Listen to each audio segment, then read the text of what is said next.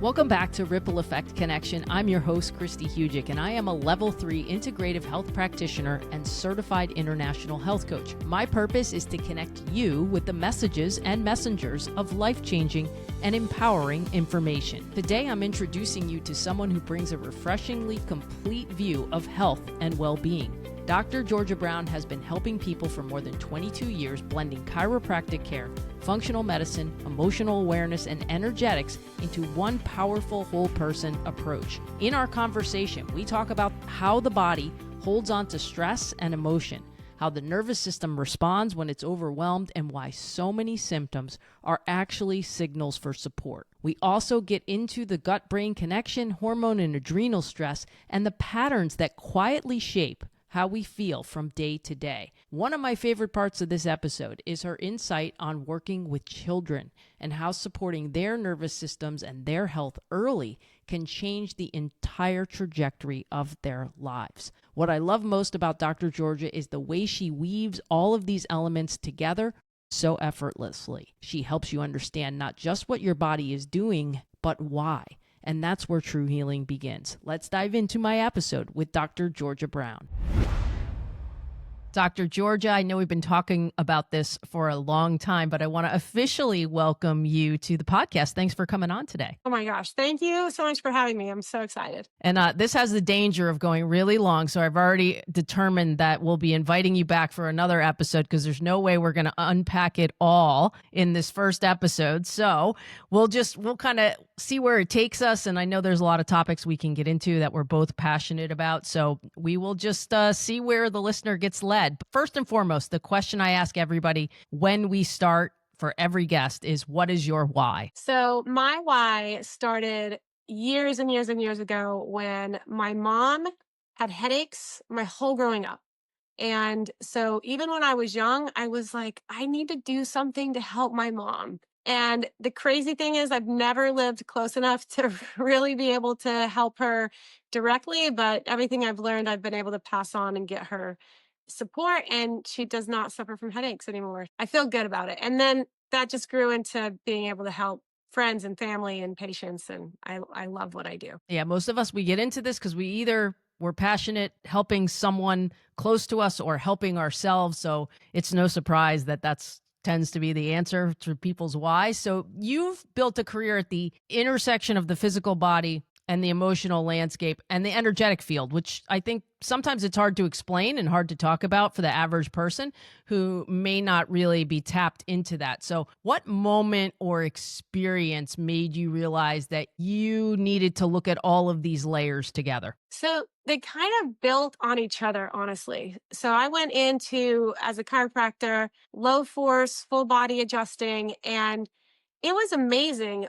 But I would have occasionally these patients who I might be giving them my best adjustment. They may be super compliant and doing everything I'm suggesting at home, and they weren't having any changes, which was not typical. I had a really, really high success rate in supporting people, but these ones I didn't understand it. And so I'd send them to other practitioners. And what I realized at that point was, oh, this isn't just about physical. And I started understanding that the emotional world that we carry with us was a huge part of their physical symptoms. When I first made this connection, I was more like, okay, it's like 80-20, right? And it's 80% physical, 20% emotional. And I've come to the point now, all these years later, that I think there's almost nothing that we have going on physically that doesn't have an emotional component to it.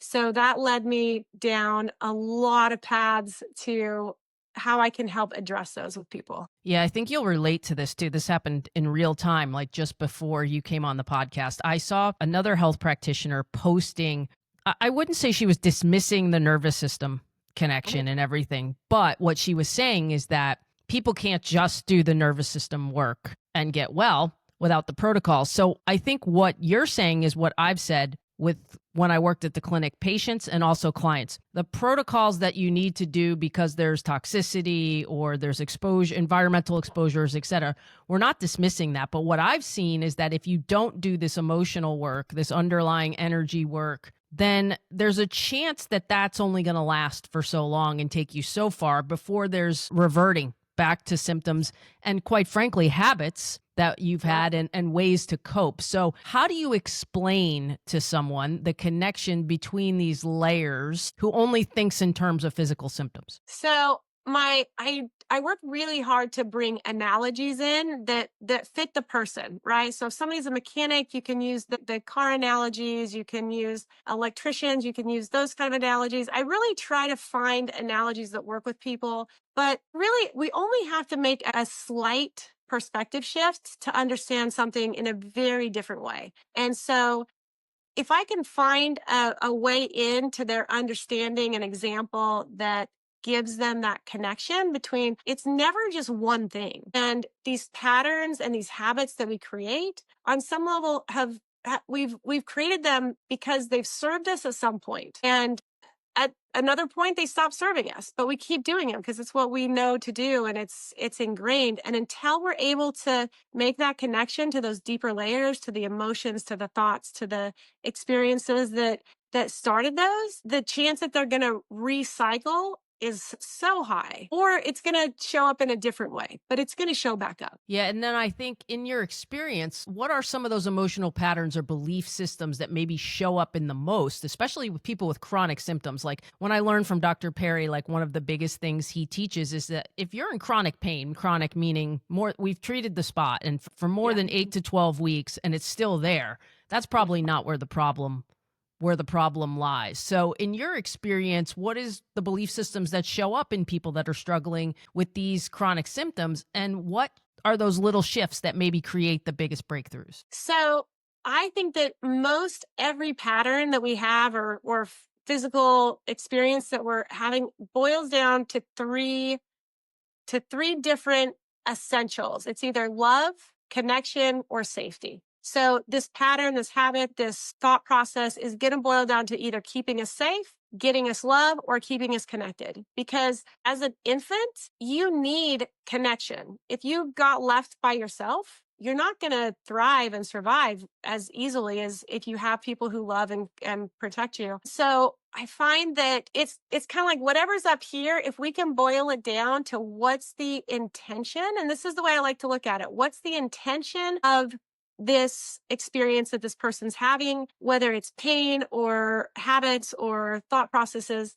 And if you can boil it down to what's that essential piece, that the intention, it may not be playing out well, and you may not be, and maybe actually getting a rejection to all those things that you're looking for. But if you can say, this thing is intending to keep me safe, then I find that once the person's made that awareness and that acknowledgement, and honestly, what I have people do is thank that pattern or that pain or whatever it is, thank it, acknowledge it, recognize it, have gratitude for it, and then fire it. Because there's way better ways to get love, connection, and safety than usually whatever someone's playing out. And so that's the essence of it. I think one thing that always struck me, it's awareness, right? Because we just aren't aware of what's going on until we kind of start to hit it, and then you go, boy, that makes sense. And I think people get a little bit of a fear around the word trauma because there are a lot of big T traumas that maybe don't apply to everyone, but that trauma is really how you're holding something, what it meant to you in the body. And I think Peter Levine, I have it in front of me because I just always think it's so good. And I'm curious to get your take on this because I think his words and the way he speaks about trauma, he's one of the pioneers. I'm able to understand it. Like the more I read, he says trauma is less about the event itself and more about the emotional and psychological impact of experiencing it alone. So what is your thought on that? And that's what we're talking about too. When we're talking about connection and love, it's that you didn't have the presence of the empathetic other person. And that's why sexual abuse tends to be a big T trauma too, right? Because most of the time that person is experiencing that alone, like not telling anyone, not being able to share it, if it's, God forbid, like a family member. So is that kind of the patterns that you see deep sometimes in people?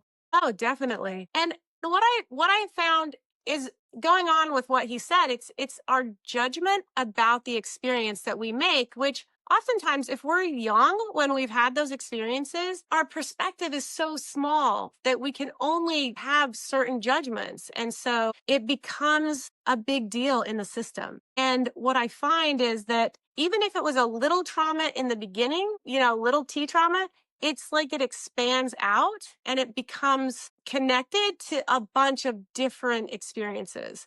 And it doesn't change whether it's a small T trauma or a big T trauma. If it's impacting that person, that's their experience. And it's because I have people say, oh, well, it's not as big a deal as something else. And on a spectrum, yes, of course. But for that person, that's their big trauma.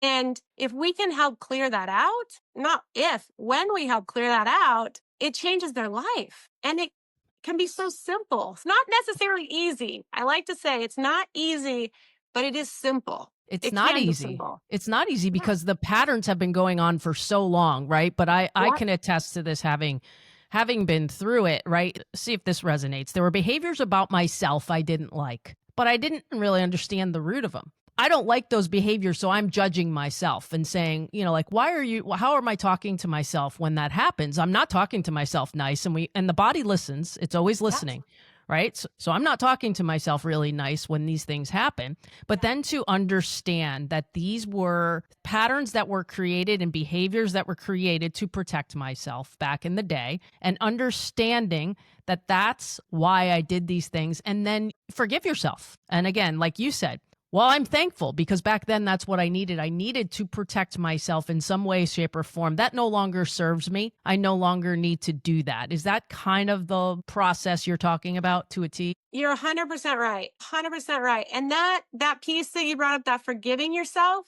I actually literally just had this conversation today at the clinic with someone. Like, you have to be able to forgive yourself for who you were, because who you were isn't who you are.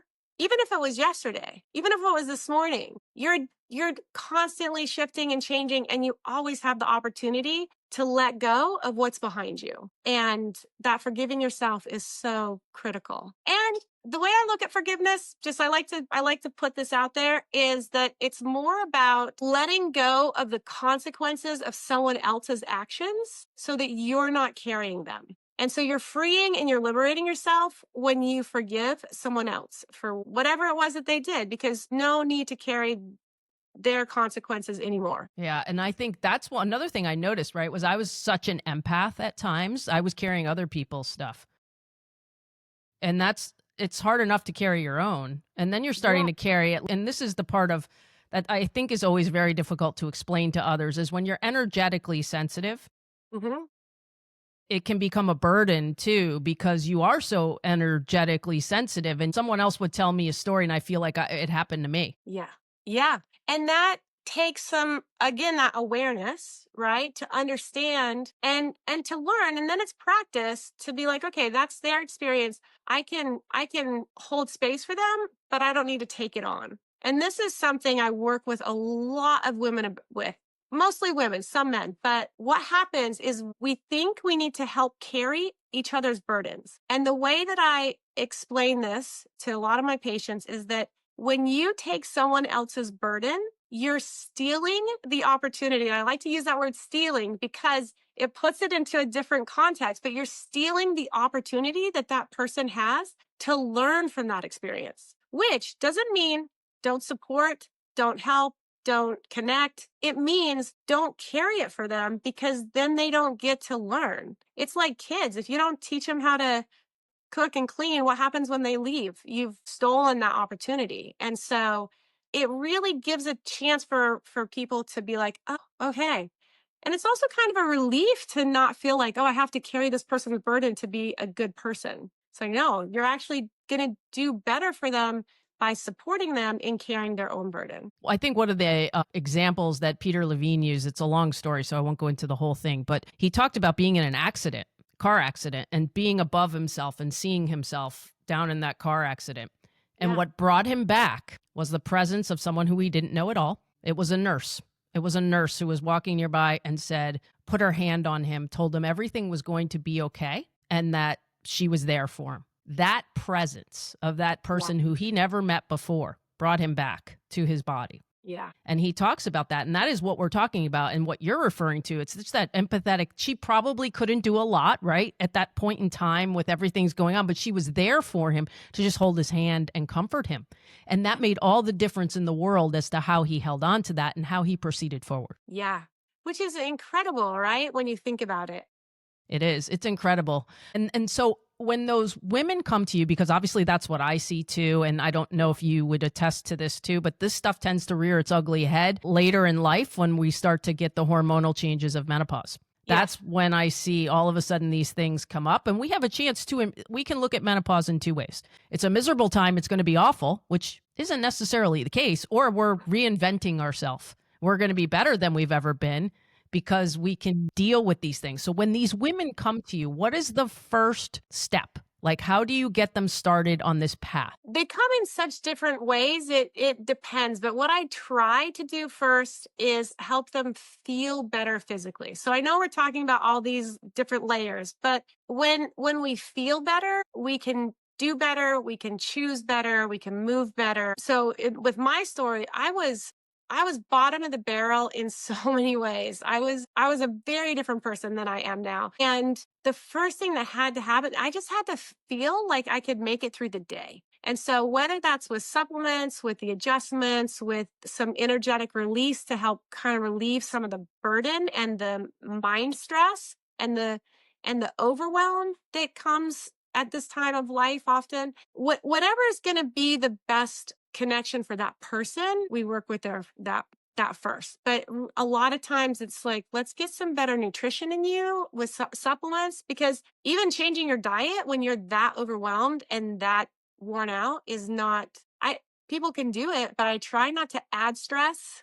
What I try to do is subtract stress by adding support. And once they have enough support, then they can make different changes in their habits. Yeah, it can become overwhelming. And I think sometimes the first thing I see when someone's a super overwhelmed person is that I start to talk about what can we subtract from your life? What are the things you're doing that you don't need to be doing? Let's just subtract the negative habits first before we start adding on a bunch of really new habits and things that, because it's new, there's uncertainty. So that can be stress. Yeah. So, trying to subtract the things that are maybe you don't need to be doing, or maybe these things that are hurting, like drinking simple, reaching for the coffee before a glass of water in the morning, like something like that, is so life-changing. And we talk about all of this a lot in functional medicine. And I think that's the beauty of functional medicine is we are connecting the dots. And sometimes you don't know what came first, the chicken or the egg. The answer to that's yes. That's what I always say.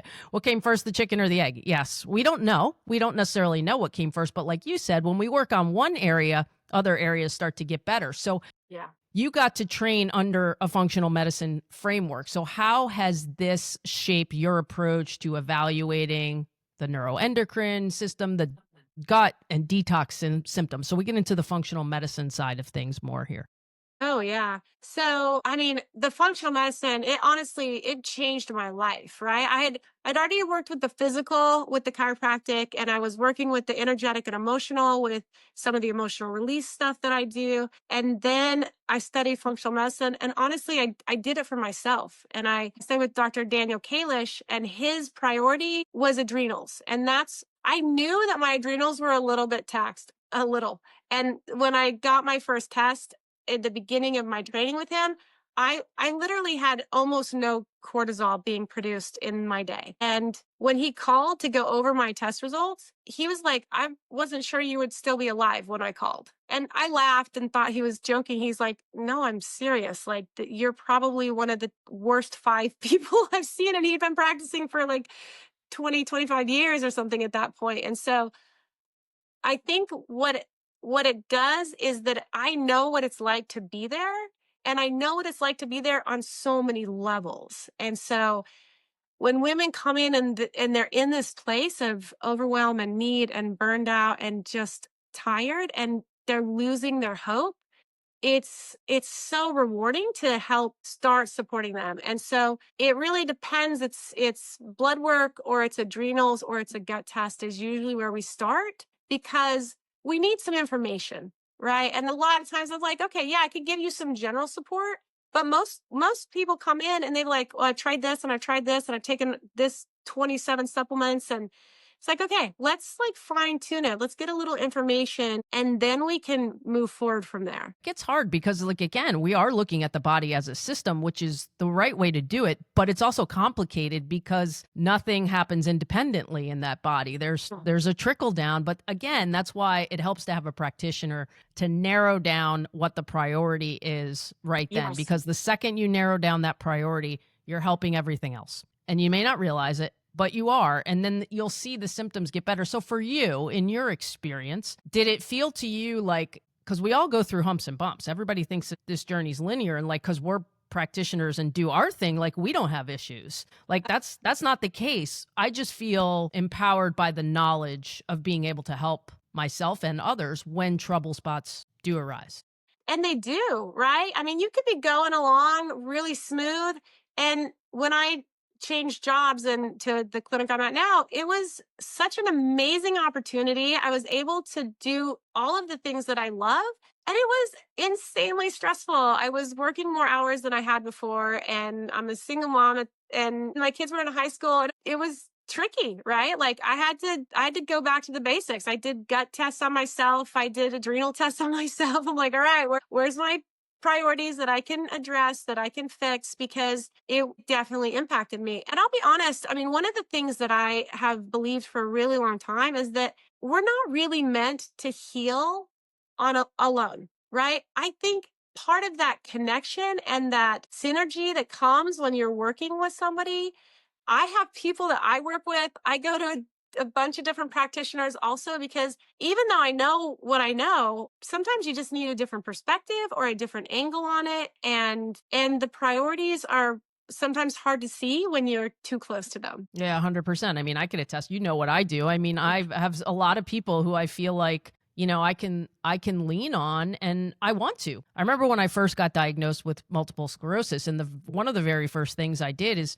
I went to my trainer who had trained me to be a trainer, right? And so I have all this knowledge to be a trainer. I can train myself any day of the week, Yeah. anytime, for as long as I want, and I'm going to be fit and I'm going to be okay. But in this case, because it was so much going on at once, I was like, I need to take something off my plate. I need you to be in charge of this part, and I need you to tell me what to do. And so Yeah. there's value in that. And so, when people are getting their information in 1.5 minute clips, imagine the woman who comes in with adrenal fatigue that hears that fasting is a good thing, like on social media. So like, people need this guidance. So I'm just glad that patients have that. Speak about what you do at Dr. Rowe's office there, incorporating this stuff. You're incorporating all this together and doing it all. So this isn't just a chiropractic network where you're going in to quote unquote get your back cracked and it's over. So talk about kind of how you network all these things together at Rowe Family Chiropractic. Oh, that's awesome. Yeah. And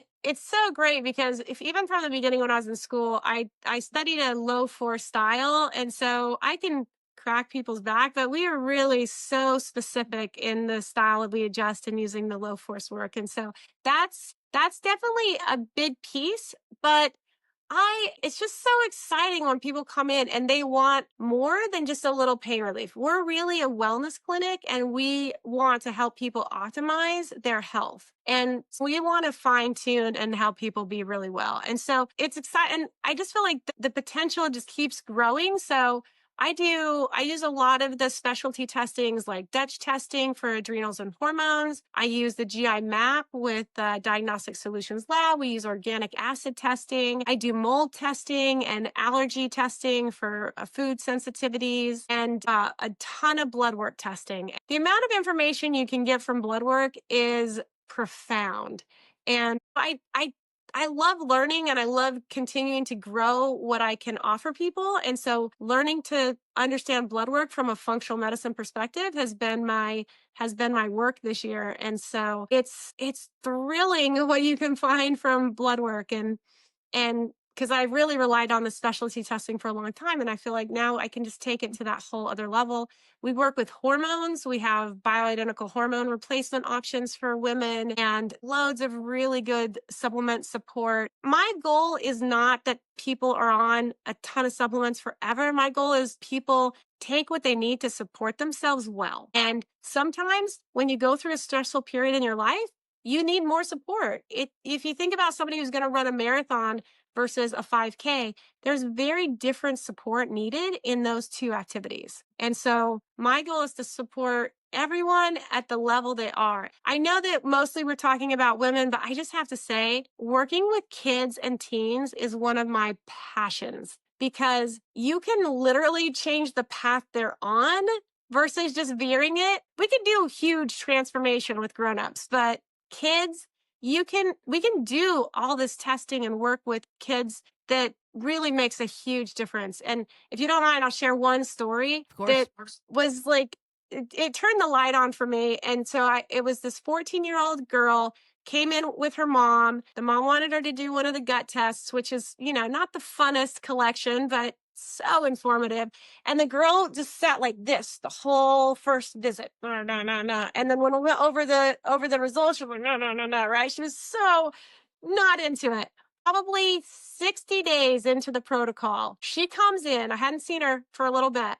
She comes in and she grabs her phone and she's like, look at what I did. Look at this diving. Look how far I jumped. Look at it. She was animated. She was happy. She was engaged. It just was like, oh my gosh, we helped her turn her light on so she can shine it into the world. And that it just made me so excited for helping teens and kids and also parents know that there's something to do, that kids don't have to suffer in the way that so many kids are suffering. And I've been able to see the difference that this work can create because my daughter's 20, my son's almost 18, and seeing them next to some of their friends who haven't had the same support it's very obvious. And I don't want to sound like, oh, like I did it all perfect. I mean, we still have our challenges, but they're happy, they're engaged, they're doing well. And I believe that so much of that is just because of the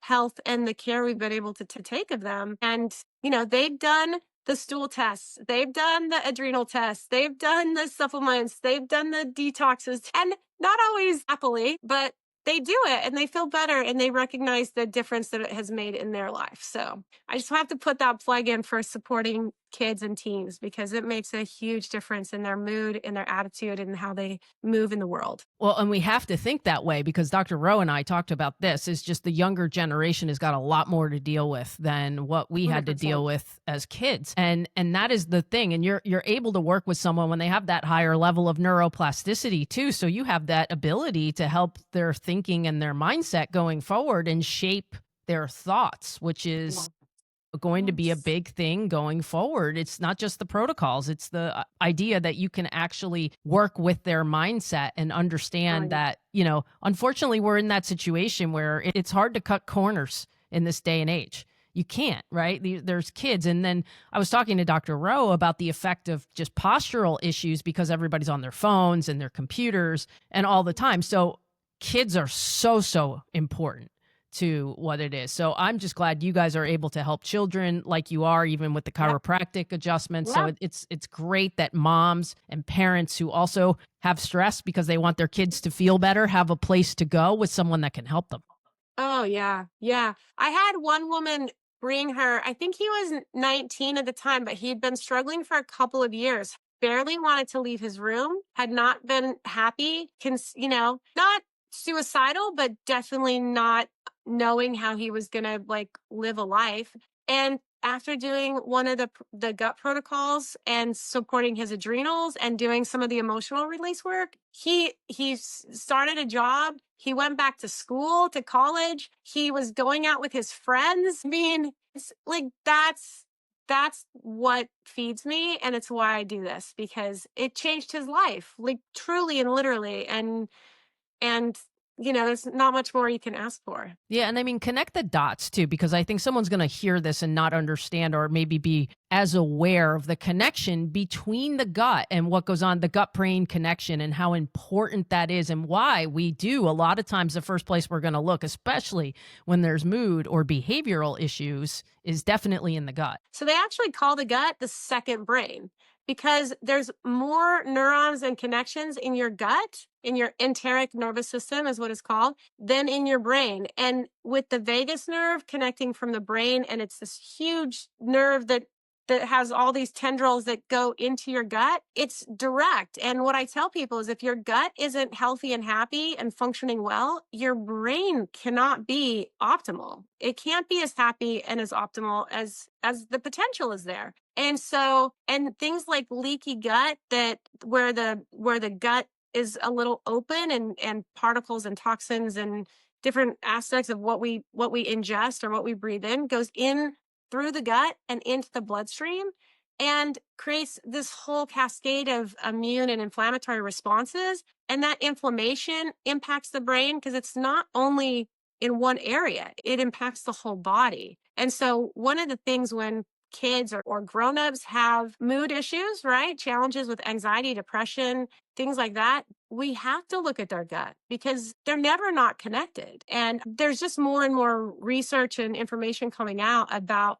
how linked they are. And again, it's where it gets really complicated, but really simple. We can Yes. start there. We know where to Yeah. start, right? Yeah. But it has a trickle down effect. Once the gut is leaky and letting things in it's not supposed to, well, your body's doing again what it's supposed to do. It's trying to protect you. Something's getting where it's not Exactly. supposed to go. And your body's like, whoa, whoa, that doesn't belong here. We got to do something. And then, if the immune system is overactive, that's where we get all this autoimmune from. So Oh, I yeah. think I will also talk about I saw the gut brain connection in full effect, working for Dr. Cole at his clinic, with autoimmune health patients, Yep. and the connection between gut health, lymphatics, all lymphatic drainage, vagus nerve, like we saw all of that. And you have the ability to impact that. I do want to go back 1 second to the menopause crowd because there is great debates in my circles of people that are around my age who are going through this. And the great debates, I want to see if you agree with this. Like what I tell people is if your cycle's a nightmare before you get to perimenopause and menopause, then perimenopause and menopause probably aren't going to be really fun. So try Yeah. to nip those things in the bud as soon as you can so that those times are not as unpleasant as they can be. With bioidentical hormones, what is your thought on that? Because there is so much misinformation. People are, don't want to do it, don't swear by it. There's just a lot of different schools of thought. So I'd love to hear your thoughts on bioidentical hormones and how you help those in those later stages of cycle. Definitely. So it's kind of exciting because there's actually a lot happening around bioidentical and hormones in general. They just took the black label off of hormones for a lot of uses, which is going to free up the availability and the access to it. But the thing is, there's a lot of fear around hormones because 20 plus years ago, there was a study. It's been totally debunked by this point. And the information that got spread after that study got released was inaccurate, really. And it a lot of people linked cancer and estrogen. And it's just not true. The study actually, in the way that it's been revamped and re looked at, it actually shows that estrogen replacement gave a protection to women either from cancer, or if they got cancer, they had better outcomes. I mean, I just think they're so powerful. They're so protective. They're so supportive. So a lot of times women's hormones are actually depleted early because of adrenal stress and inflammation and sugar dysregulation. All of these things play into how well the body processes and produces and metabolizes the hormones. So, and like you were saying, the better we take care of ourselves before going into that, it doesn't have to be this horrible, terrible time. What happens is the ovaries start, kind of like shutting down and at the end of their time, and the adrenals take over a lot of the production, a significant percentage of the production of estrogen and testosterone and that come from the adrenals. But what happens is so many women are going into perimenopause. I mean, this is just a term I coined, but false perimenopause. Because women think they're going into perimenopause, but they're really just inflamed and fatigued, and their adrenals are not functioning as well as they could be. And so there's even women that if you start them on adrenal support, even with or without the hormones, their cycle can come back because they weren't actually going into perimenopause or menopause. They were just depleted. And so I like to use the example of a lake, right? And if there's long droughts, that lake's going to go down. I mean, and I came from the West, so lakes and reservoirs were very important for water in the desert. And so if our reservoirs are depleted in our body, we're not going to have the resources we need to function at the level we need to. And so adding that support is so beneficial. And I'll tell you, I'll probably be on bioidentical hormone replacement for the rest of my life because it's so helpful. And I think it's just, there's going to be some time and some education needed for women to understand that what got put out there a long time ago and kept 2 generations of women or a full generation of women from getting this support was incorrect. And now we know better. We know better, we can do better. And so now we can do better. We can support women better. There's more accessibility to the bioidentical hormones than there's ever been. And there's just a lot of options. So, and just to go back to really perimenopause and menopause doesn't have to be this horrible time. If you're supporting your gut and your liver is working well and your adrenals are happy, it's going to be a much more gentle ride. And it'll be that transformation into redefining yourself and who you want to be in that phase of life. And so it's just beautiful. I'm a big fan of them, and I've done some certification this year. So hormones and blood chemistry was my learning for this year, which I will continue because it's like a puzzle and you're trying to put all the pieces together, and it's a lot of pieces, but it's so exciting. Yeah. And I mean, I can attest to everything that you said. And I think for me, it was, I swore I would never do it. I would never do that. Swore it up and down. Would have been like, nope, that's not the way it's supposed to work. Now, when we're talking about, just so everyone is clear, when we're talking about bioidentical hormones, you don't need the hormones of a 20-year-old. Here's the thing that I would start to see on labs and started to see in myself was suddenly heart markers, say ApoB and lipoprotein A are suddenly rising without dietary changes, or you're seeing these numbers shift that you're like, okay, blood sugar's changing a little bit, and you're not eating poorly, you're still eating really well and doing all the things. When you lose the protective benefits of estrogen, and everyone talks about bone health, yes, that is that's a big one, right? The protective benefits of estrogen are needed. And again, it doesn't mean the level of a 20-year-old, but when you can get the protective benefits in there, the blood work changes without you changing any dietary things. And that's one of the reasons why I did do the blood sugar reset as my first group program, is because if we can regulate the blood sugar, going back to what we were saying earlier, it has a trickle-down effect in the body. And so many other things are going to start to do well because the blood sugar is regulated. So ladies, the point of this is there is an answer here. You don't have to suffer. I would just say that find a practitioner like Dr. Georgia. If you're here in Florida and you can go to Dr. Georgia, or you can go to Rowe Family Chiropractic, that's a great place to start. We have hope, right, Dr. Georgia? And someone asked me one time, I said, how long do you have to stay on this? This is before I knew hardly anything. Yeah. How long do I have to stay on this? Well, how long do you want to feel good? There you go. So simple, right? It's simple. How long do you want to feel good? Well, and I'll just put this in because of the sugar dysregulation. Your liver has to process so much of that excess sugar if it's not balanced and your liver is also the place where all those hormones get metabolized. So if the liver is doing all this work on the blood sugar, it's not going to do a good job on the hormones. So like you were saying, the blood sugar is one of the top priorities in making sure it's going really well so that it can do its work on all the other pieces too. The liver's a hero. I mean, it's doing so many things. But oh, by the way, if you've had a bad experience and emotions before, the anger gets stored in the liver. And so the liver takes on a lot. Yep. Anger, bitterness, resentment. If you felt any of those, maybe once or twice.